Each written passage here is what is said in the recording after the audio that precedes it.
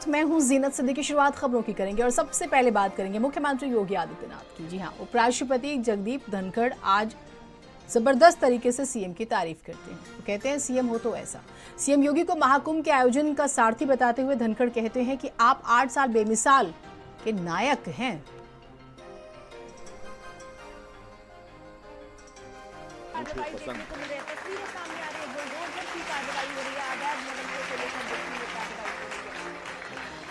आपके बारे में जो महामहिम राज्यपाल ने कहा 100% सही है।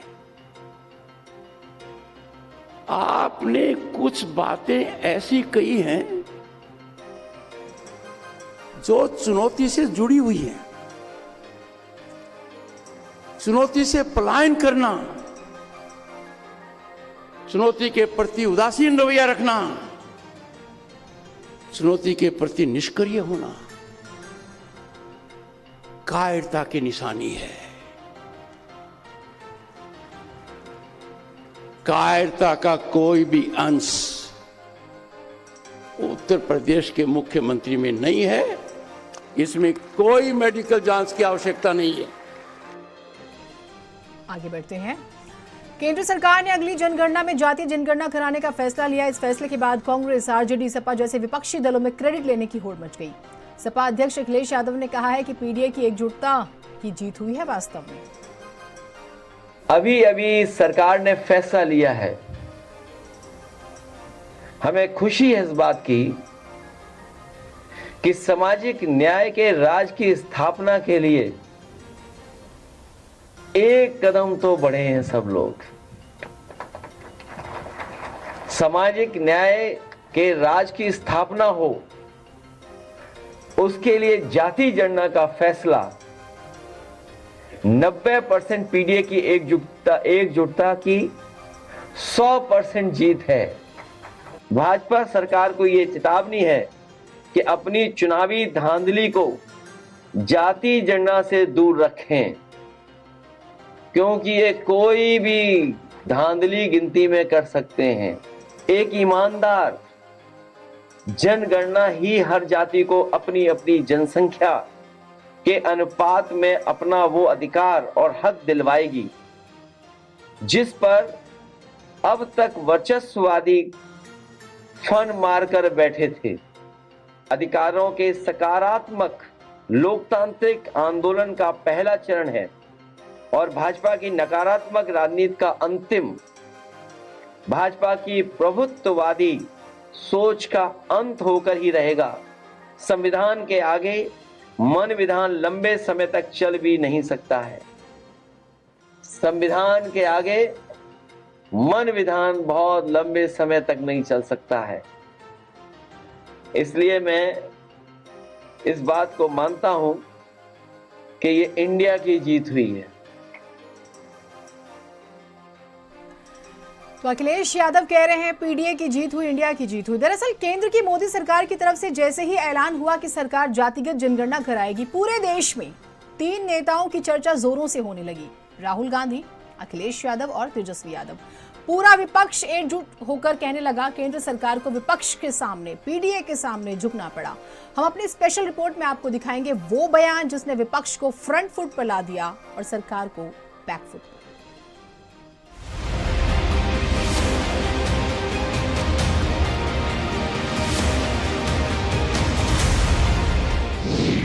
क्या जीत गया इंडिया गठबंधन? क्या हार गई बीजेपी? राहुल अखिलेश खेल कर गए। प्रधानमंत्री श्री नरेंद्र मोदी जी के नेतृत्व में राजनीतिक विषयों की कैबिनेट समिति ने यह निर्णय लिया है कि जातियों की गणना को आने वाली जनगणना में सम्मिलित किया जाए। यह इस बात को दर्शाता है कि वर्तमान सरकार देश और समाज के सर्वांगीण हितों और मूल्यों के लिए प्रतिबद्ध है। जैसे कि पहले भी जब समाज के गरीब वर्गों को 10% आरक्षण का प्रावधान किया गया, तब भी समाज के किसी घटक में तनाव उत्पन्न नहीं हुआ था। केंद्रीय मंत्री अश्विनी वैष्णव ने जैसे ही इस बात का ऐलान किया कि मोदी सरकार जातिगत जनगणना कराएगी, पूरा देश, पूरा सोशल मीडिया पूरा विपक्ष सब चौंक गए, हैरान हो गए, सोच में पड़ गए। एक ही चर्चा गूंजने लगी कि क्या सरकार विपक्ष की पिच पर फंस गई है? क्या सरकार पर विपक्ष का दबाव हावी हो गया? एकदम से लोग राहुल गांधी, अखिलेश यादव, तेजस्वी यादव की बातें करने लगे। हम सिलसिलेवार तरीके से बताएंगे कि कौन से वो बयान थे जिसने इंडिया गठबंधन के नेताओं को हीरो बना दिया। जब संसद में राहुल ने दिया था सरकार को चैलेंज, हमारा अगला कदम जाति जनगणना होगा। हम देश को दिखाना चाहते हैं कि आपने किन लोगों का और कहां कहां अंगूठा काटा है। हम दलितों को, आदिवासियों को, पिछड़ों को, किसानों को, मजदूरों को दिखाना चाहते हैं कि आपने किस किस का अंगूठा काटा है। इसलिए जो मैंने वायदा किया था, इसी हाउस में यहां हम कास्ट सेंसस लागू करेंगे और उसके बाद हिंदुस्तान में एक नए तरीके का विकास होगा, एक नई तरीके की राजनीति होगी। जब अखिलेश ने कर दिया था ऐलान, जाति जनगणना होकर रहेगी। अगर आप करा सकते हैं तो आप कराइए। नहीं अध्यक्ष महोदय, जब कभी भी हम लोगों को मौका मिलेगा तो जाति जनगणना कराने का काम हम लोग करेंगे। जब तेजस्वी बोले ये जाति जनगणना हमारा हक है। देखिए, ये हम लोगों की 30 वर्ष पुरानी मांग रही है और ये हमारे पुरखों की जीत है, समाजवादियों की जीत है, लालू जी की जीत है। लेकिन आज हम लोगों की ताकत देखिए, समाजवादियों की ताकत देखिए कि इनको हमारे ही एजेंडे पर जो है काम करना पड़ रहा है। सर, ये हमारी ही मांग है, ये हमारी ही जीत है।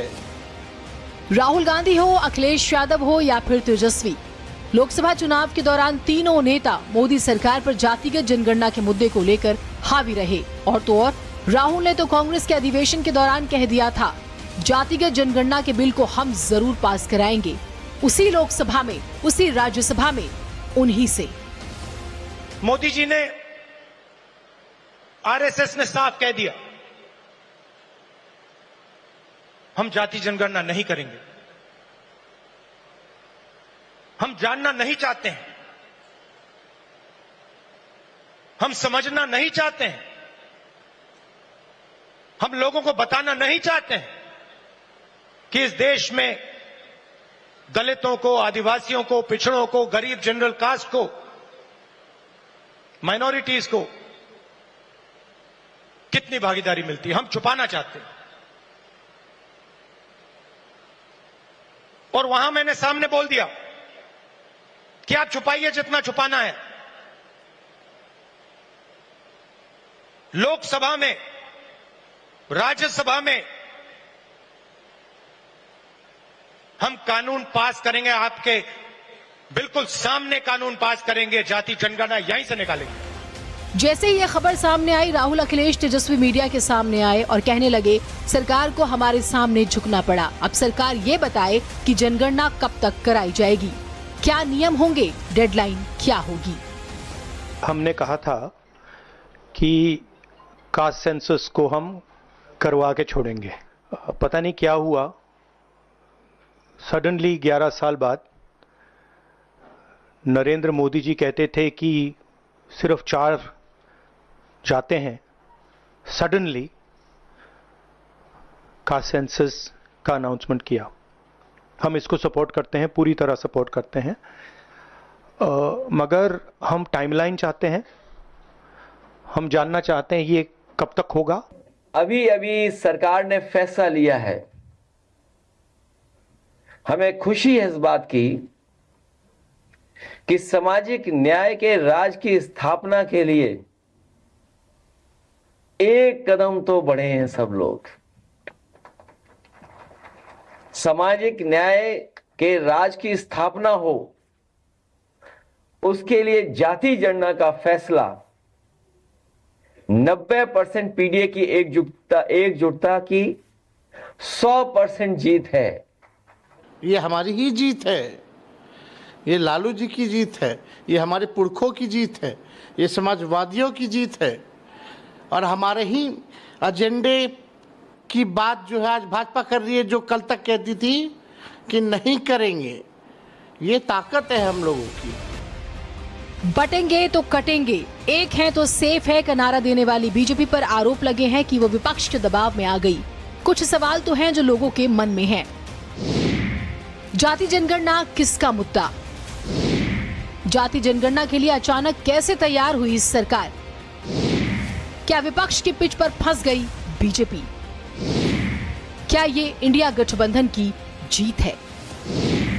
क्या ये पीडीए की जीत है? क्या जाति जनगणना केवल चुनावी जुमला रह जाएगा? क्या जाति जनगणना का रिश्ता बिहार चुनाव से है? सवाल कई तरह के हैं जो बीजेपी से लगातार हो रहे हैं। दूसरी तरफ माना जा रहा है कि जाति जनगणना होने से आरक्षण का आधार मजबूत होगा, राजनीति में सियासी भागीदारी बेहतर होगी और सरकार की योजनाओं का फायदा उसी वर्ग तक पहुंचेगा जिसके लिए योजना बनाई गई है। बहरहाल तर्क देने वाले जो चाहे वो तर्क देते रहें, लेकिन मुद्दा तो विपक्ष का था, लेकिन सरकार ने हाँ करके सेल्फ गोल कर लिया। राजनीति के पंडित तो यही कहते हैं। ब्यूरो रिपोर्ट, भारत समाचार। माना तो जा रहा है कि सरकार से सेल्फ गोल हुआ है। जी हाँ, राजनीति के पंडित ऐसा मान रहे हैं। खैर, आगे बढ़ते हैं। आधुनिक होते दौर में लोग अपनी शादियों में तरह तरह के एक्सपेरिमेंट्स करते हैं। हर कोई अपनी शादी को मेमोरेबल बनाना चाहता है कि कुछ ऐसा कर दे कि दुनिया याद करे। जहां लोग बड़ा करने की चाह में दुल्हन को हेलीकॉप्टर से लाते हैं, तो वहीं झांसी में इंजीनियर दूल्हा अपनी दुल्हनिया को बैलगाड़ी से लेने पहुंचा। जिसने भी विदाई देखी वो देखता ही रह गया।